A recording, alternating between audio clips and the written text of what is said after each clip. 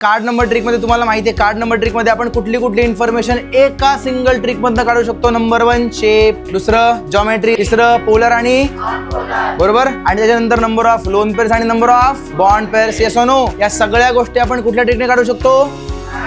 Card number. मग apply करायची? Yes और नो. तर समजा मी एक मॉलिक्यूल घेतला अमोनिया, राईट. आता मला सांगा, अमोनिया मॉलिक्यूल आहे. अमोनिया मॉलिक्यूल मध्ये सगळ्यात अगोदर काय करायचं? कोण घ्यायचा? Rough work. रफ वर्क मध्ये सगळ्यात अगोदर कोण घ्यायचा? नायट्रोजन. नायट्रोजनचे व्हॅलेन्स इलेक्ट्रॉन किती असतात? 5. किती असतात? चला ड्रॉ करत. 1 2 3 4 5. हायड्रोजनचे बॉन्ड किती असतात? Single, double, triple? Perfect. So 3 hydrogen आहेत ना आपल्याकडे. So number 1, number 2, number 3. चला मग आता याच्यामध्ये काय करायचं? पहिल्यांदा बॉन्ड पेअर किती आहेत? 3 बॉन्ड पेअर आहेत आणि लोन पेअर किती आहेत? कार्ड नंबर काय आला? 31 मध्ये शेप काय? Trigonal pyramidal. शेप कायचा? ट्रायगोनल. बरं, याच्यानंतर मी तुम्हाला अजून एक ट्रिक सांगितली होती फॉर हायब्रिडायझेशन. येस और नो.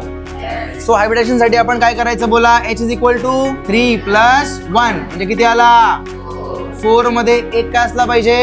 S आणि 3 काय असले पाहिजेत? म्हणजे या मॉलिक्युलचं हायब्रिडेशन काय आलं? सगळ्यांना काय आलं? परफेक्ट.